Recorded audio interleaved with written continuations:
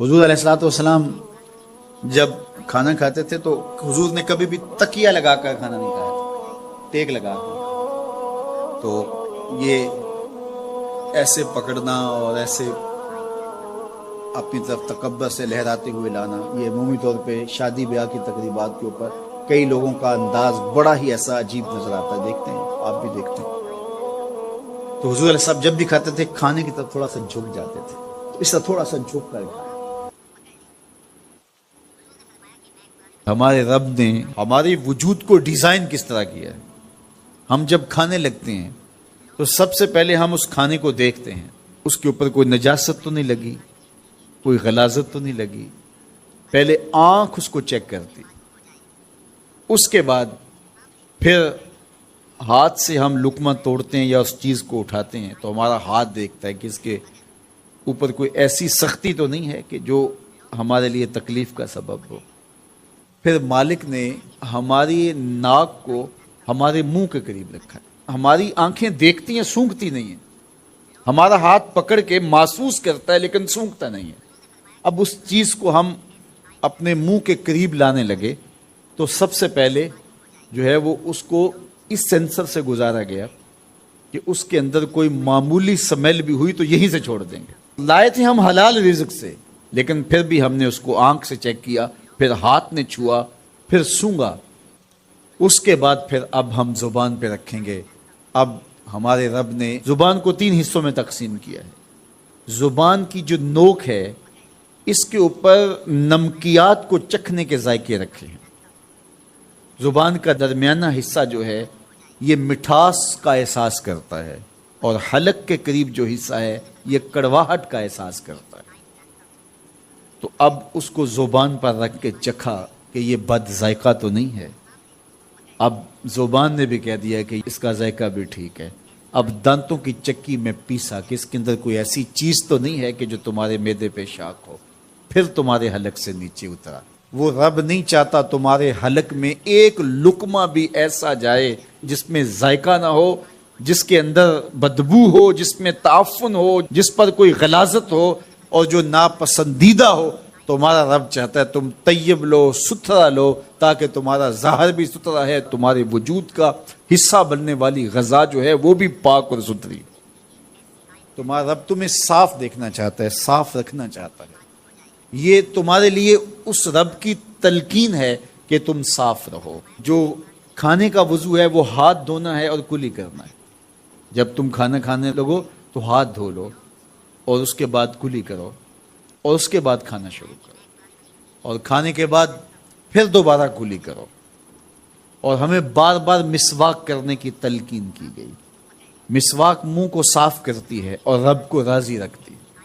میں نے کہا کہ جب بچہ پیدا ہوتا ہے تو اس وقت اس کو غسل دیا جاتا ہے، اور جب جنازہ اٹھتا ہے تو اس سے قبل بھی اس کو غسل دیا جاتا ہے۔ غسل سے کہانی شروع ہو کے غسل پہ ختم ہوتی ہے، اور ادھر صفائی اور ستھرائی کی کہانی یہ ہے کہ جب تک بچہ اپنے دانت صاف کرنے کی اہلیت نہیں رکھتا اتنی دیر تک دانت ہی نہیں اگتے، اس لیے کہ اب یہ صاف نہیں کر پاتا، اور جب وہ صاف کر پائے گا تو پھر دانت اگنا شروع ہوں گے، اور پھر ان دانتوں کو ہر لحاظ سے صاف رکھے، ان کو ستھرا رکھے۔ میرے اور آپ کے آقا و مولا حضور ختم المرتبت صلی اللہ علیہ وآلہ وسلم کا جب آخری وقت آیا اور حضرت اسرائیل علیہ السلام قبض روح کے لیے اجازت طلب کر رہے تھے تو حضور نے فرمایا عائشہ مسواک دو، تو حضور کو مسواک دی گئی۔ نکاحت تھی، کمزوری تھی، اور مسواک سخت تھی، تو حضور نے ارشاد فرمایا عائشہ اس کو چبا کے دو۔ تو ام المومنین سیدہ عائشہ رضی اللہ تعالیٰ عنہ فرماتی ہیں میں خوش قسمت ہوں کہ آخری لمحات میں میرا لعاب اور حضور کا لعاب مل گیا۔ انہوں نے چبا کے نرم کر کے حضور کو مسواک دی، اور حضور نے اس آخری وقت میں جب انتہائی نکاحت اور کمزوری تھی مسواک کی کہ میں اپنے رب کے حضور حاضر ہوں۔ تو ہمارے دین نے ہمیں یہ تلقین کی ہے کہ تم اپنے آپ کو بھی صاف رکھو، اپنے وجود کو بھی صاف رکھو، اپنے بالوں کو بھی صاف رکھو، اپنے لباس کو بھی صاف رکھو، لیکن پھر اس پہ اکتفا نہیں ہے۔ جہاں تم رہتے ہو اس جگہ کو بھی تم صاف رکھو، اپنے اطراف کے ماحول کو بھی صاف رکھو، اپنے گھر کو بھی صاف رکھو، اور اپنی گلی کو اور اپنے محلے کی صفائی کا اہتمام کریں۔ جو اس کا ہو جائے اس کا وعدہ ہے کہ پھر میں اس کو مرنے نہیں دیتا، ورنہ دنیا کے اوپر کتنے لوگ آئے ہیں اور چلے گئے اور آج دنیا ان کا نام بھی نہیں جانتی۔ میں اگر آپ سے پوچھوں کہ جس زمانے میں میرے حضور علیہ السلام تشریف لائے تھے اس زمانے کے خاقان کا نام کیا تھا، تاریخ کا گہرا مطالعہ رکھنے والا تو شاید مجھے بتا سکے، لیکن بہت سارے لوگ معذرت کر دیں گے، ہمیں ضرورت ہی نہیں ہے کہ اس کا نام یاد رکھیں۔ اچھا میں پوچھتا ہوں جس زمانے میں میرے آقا و مولا تشریف لائے اس زمانے کے کیسر کا نام کیا تھا؟ اس دور کی سپر طاقت تھی رومن امپائر، لیکن آج لوگ اس کا نام بھی نہیں جانتے۔ میں پوچھتا ہوں جس زمانے میں حضور تشریف لائے اس زمانے کے کسرا کا نام کیا تھا؟ یہ دوسری بڑی طاقت تھی، لیکن بہت کم لوگ ہوں گے جو اس دور کے کسرا کا نام بتا سکیں۔ اور اگر میں اس محفل میں موجود سب سے کم عمر بچے سے پوچھوں کہ میرے حضور کے مؤذن کا نام کیا تھا تو وہ سر اٹھا کے بلال حبشی کا نام لے گا۔ وہ خاقان کا نام زمانے کو یاد نہیں، کیسر کا نام مٹ گیا، کسرا کا نام گلدستہ تاک نسیاں بن گیا، لیکن حضور کے مؤذن کا نام کائنات کے جس گوشے میں بھی چلے جاؤ آپ کو بلال حبشی کے نام کی مسجد ضرور ملے۔ اقبال تڑپ کے بولا، اقبال یہ کس کے عشق کا فیض عام ہے، اقبال یہ کس کے عشق کا فیض عام ہے، رومی فنا ہوا حبشی کو دوام ہے۔ رومی شہنشاہ کا دنیا نام بھی نہیں جانتی، لیکن بلال حبشی کا نام سینوں میں لکھا ہوا ہے۔ تو جو کہا میرا ہو جائے پھر میں اس کو مرنے نہیں دیتا۔ فَلَنُحْيِيَنَّهُ حَيَاةً طَيِّبَةً، علماء تشریف فرما ہیں، طلباء بھی موجود ہیں۔ نحیینہ کے اندر مادہ حیات موجود ہے، لیکن حیاتاً طیبہ الگ سے ذکر کر کے اس کی تاکید مزید کر دی گئی کہ کوئی ابہام باقی نہ رہے کہ پھر جو میرا ہو جائے پھر میں اس کو ستھری پاکیزہ زندگی سے نواز دیتا ہوں۔ اللہ اکبر۔ دنیا میں آتے تو سارے مرنے کے لیے ہیں، کچھ لوگ جیتے جی مرے ہوتے ہیں اور کچھ لوگ مر کے بھی نہیں مرتے۔ علامہ اقبال نے نظریہ ارتقاء پیش کیا ہے۔ ایک تو ڈارون کا نظریہ ارتقاء ہے جو بہت ہاتھوں ہاتھ اس کا نظریہ لیا گیا کہ مختلف جانوروں کی مہذب شکل ہے انسان، جبکہ قرآن نے اس کی نفی کی اور انسان کے عالی مرتبت آغاز کا ذکر ان کلمات سے ارشاد کیا، لَقَدْ خَلَقْنَا الْإِنسَانَ فِي أَحْسَنِ تَقْوِيمٍ۔ یہ بندروں اور ریچھوں کی مہذب شکل نہیں ہے، بلکہ حضرت انسان کو احسن تقویم میں پیدا کیا گیا۔ جب حضرت آدم کا ابھی خمیر گویا جا رہا تھا تو فرشتوں کی پیشانی کو سجدے کے لیے آمادہ کیا جا رہا تھا۔ اس کا آغاز ہی عالی مرتبت ہے، لیکن خیر اس نے کہا کہ جناب مختلف جانوروں کی مہذب شکل موجودہ انسان ہے، تہذیب پاتے پاتے اس مرتبے تک پہنچ گیا۔ یہ ہے اس کا نظریہ ارتقاء۔ اقبال نے جو نظریہ ارتقاء پیش کیا ہے وہ اس سے مختلف ہے۔ جب ان کی ماں انتقال کر گئی تو اس وقت وہ یہاں عرض ہند میں نہیں تھے، تو ان کو وہاں خبر دی گئی کہ آپ کی ماں کا انتقال ہو گیا۔ تو جب انہیں خبر پہنچی تو انہوں نے ایک طویل مرثیہ لکھا جو آج بھی کلیات اقبال میں آپ دیکھ سکتے ہیں، والدہ مرحومہ کی یاد میں۔ اس میں ماں کے بچھڑ جانے کے صدمے کو بیان کرتے ہیں، آہ وطن میں ہوگا اب کس کو میرا انتظار، کون میرا خط نہ آنے سے رہے گا بے قرار، آرزو لے کر تیری خاک تربت پہ آؤں گا، اب دعائے نیم شب میں کس کو میں یاد آؤں گا۔ تو اس میں اقبال نے فلسفہ موت و حیات بیان کیا ہے اسی میں والدہ مرحومہ کی یاد میں، اور پھر اس میں ارتقاء کا نظریہ جو اقبال کے ہاں ہے اس کو بیان کیا۔ بات تو بہت طویل ہو جائے گی اگر اس کو تفصیل میں ہم گفتگو کریں اس پر، لیکن میں جو اس کا مرکزی نقطہ ہے وہ آپ کے سامنے رکھنا چاہتا ہوں۔ اقبال کہتے ہیں کہ ہر شے کی فطرت میں نشو و نما کی آرزو ہے، آگے بڑھنے کی تمنا ہے۔ وہ تمنا ہی زندگی میں تحرک پیدا کرتی ہے اور آگے انسان بڑھتا ہے، مشکلیں جھیلتا ہے، تکلیفوں سے گزرتا ہے، حالات کی تلخیاں سہتا ہے، حالات کے جبر کا مقابلہ کرتا ہے، اس لیے کہ آگے بڑھنے کی خواہش نے اس کو یہ جذبہ دے رکھا ہے۔ اور جب وہ آگے بڑھنے کی اس کے اندر صلاحیت ختم ہو جاتی ہے تو پھر وہ دوبارہ مرکت میں آ جاتا ہے۔ اس کی مثال انہوں نے ایک بیج سے دی ہے کہ بیج کو جب زمین کی کوکھ میں ڈال دیا جاتا ہے اور پھر اس کے اوپر مٹی انڈھیل دی جاتی ہے تو وہاں وہ بے چین ہوتا ہے نشو و نما کے لیے، پھر کونپل بن کے پھوٹتا ہے، پھر کونپل تنا بنتی ہے، تنے پہ شاخیں ہوتی ہیں، یہ اس سے مزید بہتر شکل، شاخوں پہ پتے آتے ہیں، یہ مزید اس کا ارتقائی مرحلہ اور اس کی مہذب صورت۔ پتوں سے کلیاں بنی، شگوفے بنے، کلیوں سے پھول بنا، جب کلیاں کھل کے پھول بن گئیں تو اس کے بعد اس کا ارتقاء کا اگلا مرحلہ پھل بننا تھا، وہ پھول پھل بن گئے، اور جب پھل بن گئے تو اس عالم رنگ و بو میں اس بیج کے لیے ارتقاء کے سارے مرحلے طے ہو گئے۔ بیج سے کونپل بنی، کونپل سے تنا بنا، تنے سے شاخیں، شاخوں سے پتے، پتوں سے پھول، کلیاں، شگوفے، اور وہاں سے پھول، پھول سے پھل۔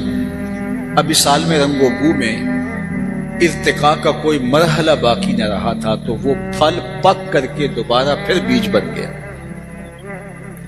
اور دوبارہ بیج بن کے پھر وہ تہہ خاک آیا، اور اب وہ اتنے بیج تھے کہ جب وہ اگے تو ایک باغ اور ایک چمنستان بن گیا۔ اقبال نے کہا کہ اس عالم رنگ و بو اللہ کے بندے کے کمالات اپنے نقطۂ عروج کو پہنچتے ہیں تو پھر وہ دوبارہ تہہ مزار آتا ہے۔ لوگوں نے سمجھا کہ وہ جو ہے وہ ختم ہو گیا، لیکن وہ تہہ مزار بن کے اپنے ارتقاء کے لیے بےتاب ہے۔ ذرا اس رنگ کو اقبال کے لہجے میں دیکھیے: فطرت ہستی شہید آرزو رہتی نہ ہو، خوب تر پیکر کی اس کو جستجو رہتی نہ ہو، موت کو سمجھا ہے غافل اختتام زندگی، یہ ہے شام زندگی صبح دوام زندگی۔ وہ نئی شکل میں نمودار ہونا چاہتا ہے اور اپنے رنگ اور آہنگ کے ساتھ جو ہے وہ اپنے فیض کو جو ہے وہ بکھیرنا چاہتا ہے، اس لیے اسے مرکت کی خاک کے اندر دوبارہ اس بیج کو جانا پڑا۔ اللہ اکبر! تو بندہ مومن جب اس دنیا کے اوپر رہتے ہوئے ارتقاء کے سارے مرحلے طے کر لیتا ہے اور آگے مزید ارتقائی منزل باقی نہیں رہتی تو پھر وہ تہہ مزار چلا جاتا ہے۔ لوگوں نے سمجھا کہ وہ ختم ہو گیا، لیکن وہ ختم نہیں ہوا، وہ ایک نئے سفر کا آغاز کرنے جا رہا ہے۔ اب سنیے: فطرت ہستی شہید آرزو رہتی نہ ہو، خوب تر پیکر کی اس کو جستجو رہتی نہ ہو، موت کو سمجھا ہے غافل اختتام زندگی، یہ ہے شام زندگی صبح دوام زندگی، فلا نحیینہ حیاتا طیبہ، یہ ہے وہ زندگی کہ جو اللہ ایک بندہ مومن کا مقصود کرتا ہے۔ لوگوں نے سمجھا کہ اس کا وجود ہی مٹ گیا ہے، اس کے اجزاء بکھر گئے ہیں، اب اس کا نشان نہیں بچا، لیکن جو اپنی زندگی میں سفر ارتقاء پہ گامزن رہتے ہیں تو وہ کبھی مرا نہیں کرتے۔ ربعی بن حراش ساری زندگی ہنسے نہیں، فرماتے تھے کیا خبر میرا انجام کیا ہو۔ جلیل القدر تابعی ہیں، امام سیوطی نے لکھا، الروض الانف کے اندر امام سہیلی نے لکھا، حضرت قاضی ایاز مالکی اندلسی علیہ رحمہ نے شفا میں لکھا، اور اسی کو ابو نعیم الاصفہانی علیہ رحمہ جو 4 صدی کے مجدد بھی ہیں اور محدث بھی، انہوں نے بھی حلیہ میں لکھا کہ وہ ساری زندگی نے مسکرائے۔ وہ فرماتے تھے کیا خبر میرا انجام کیا ہوگا۔ خیر موت تو آنی تھی، ایک دن جب پیغام اجل آیا اور وہ آغوش موت میں اتر گئے تو ان کے بھائی کا نام تھا ربیع بن حراش. تو وہ غسال کو بلا لایا, کہا میرے بھائی کا انتقال ہو گیا ہے تو تم اسے ذرا غسل دو. تو غسال جب غسل دینے کے لیے داخل ہوا تو فوراً باہر پلٹ آیا. کہا اتنی جلدی؟ کہا یار تیرا بھائی بڑا عجیب ہے. کہا کیا ہوا؟ کہا نحنو نغتسلہ وہو یتبسم, ہم اسے غسل دیتے ہیں وہ آگے سے مسکراتا ہے. اللہ, نشان مرد مومن بات گوئن کیوں مرگ آئے تبسم بر لب اوست. اقبال نے کہا آ تجھے اللہ کے بندے کی نشانی بتاؤں, جب موت آتی ہے تو اس کے چہرے پہ مسکراہٹ ہوتی ہے. اللہ اکبر. چونکہ اس نے کامیاب زندگی گزاری ہے اور یہ لمحہ اس کے لیے خوشخبری ہے. تحفۃ المومن الموت کا یہ عملی ظہور ہے. اوروں کے لیے تو موت بھیانک ہوتی ہے, لیکن جنہوں نے اپنی زندگی اللہ کے نام وقف کر دی, اس کے نام لگا دی, تو پھر یہ موت ان کے لیے ایک بھیانک منظر نامہ نہیں ہے بلکہ یہ تحفہ بن جاتی ہے. حضرت ابراہیم علیہ السلام کی خدمت میں اسرائیل حاضر ہوئے قبض روح کے لیے. تو پوچھا کدھر آئے ہو؟ کہا قبض روح کے لیے. کہا عجیب بات ہے, رب مجھے اپنا خلیل بھی کہتا ہے اور تجھے قبض روح کے لیے بھیج دیا. کبھی ایسا بھی ہوا ہے کوئی یار بھی یار کی موت چاہے؟ وہ مجھے خلیل کہتا ہے اور تجھے قبض روح کے لیے بھیجا, کوئی یار بھی یار کی موت چاہتا ہے؟ کہا میں تو حکم کا پابند ہوں, جا کے بارگاہ عزتی میں عرض کر دیتا ہوں. جبریل حاضر ہوئے, کہا مالک تیرے خلیل کے پاس گیا تھا, یہ پیغام ہے تیرے نام. تو کہا میرے خلیل کے پاس پھر جاؤ, میرا سلام دو اور کہنا کہ کبھی ایسا بھی ہوا ہے کوئی یار یار کو بلائے اور وہ ملنے بھی نہ آئے. تو روح بے چین ہوگی. کہا دیر نہ کر, ابھی قبض کر دے. تو پھر موت بھیانک نہیں ہوتی, موت تحفہ بن جاتی ہے. اور شیخ سعدی شیرازی نے تو یہاں کمال کر دی. کہا جب دنیا پہ تو آیا تھا تو روتا تھا, یہ ہنستے تھے. زندگی ایسے گزار کہ تو ہنستا ہوا جائے, یہ روتے رہتے. یہ نہیں کہ روتا آیا تھا روتا ہی چلا جائے. جب بچہ پیدا ہوتا ہے تو پیدا ہوتے ہی جو اس کا چیخنا ہے, اس کا رونا ہے, یہ اس کی زندگی پہ دلالت ہے کہ یہ زندہ پیدا ہوا ہے. جب تک بچہ روتا نہیں ہے, چیختا نہیں ہے, ماں باپ پریشان ہوتے ہیں, پتہ نہیں گوشت کا لتڑا زندہ ہے یا مردہ ہے, تو اس کا رونا جس کو عربی میں استحلال کہتے ہیں, وما اہل بہ لغیر اللہ, یہ بھی یہی سے نکلا ہے. اند ذبح جو پکار اٹھتی ہے وہ اللہ کے علاوہ کسی اور نام کی نہیں ہونی چاہیے. اگر کسی نے بسم شیخ عبد القادر پڑھ دیا اور جانور ذبح کر دیا, حرام ہو جائے گا. بسم محمد پڑھ کے ذبح کر دیا, حرام ہو جائے گا. 11ویں کا ہو, 12ویں کا ہو, عقیقے کا ہو, ولیمے کا ہو, ذبح کرتے ہوئے اللہ کا نام لیا جائے تو حرام نہیں ہوگا. اللہ اکبر. تو وہ جو آواز اٹھتی ہے اس کو استحلال کہتے ہیں. بلکہ حضور سے پوچھا گیا کہ حضور جب بچہ پیدا ہوتا ہے تو روتا کیوں؟ طبرانی نے موجم میں لکھا. پوچھا گیا کہ جب بچہ پیدا ہوتا ہے تو روتا کیوں ہے؟ فرمایا اس کے ساتھ ایک اہم ذات جنم لیتا ہے جو اس کی پسلیوں کو چھیڑتا ہے, جس کی وجہ سے وہ روتا ہے. تو صحابہ نے دوسرا سوال کیا کہ حضور جب آپ آئے تھے تو آپ کے ساتھ بھی ہمزاد آیا تھا؟ فرمایا ہاں. تو کہا کہ اس نے تو آپ کو کوئی اس طرح کی چیز نہیں کی. تو فرمایا اس نے کیا چھیڑنا تھا, اس کی نظر میرے چہرے پہ پڑ گئی. فلما رآنی اسلم, جب اس نے مجھے دیکھا اس کے لبوں پہ کلمہ جاری ہو گیا. جواہر البہار,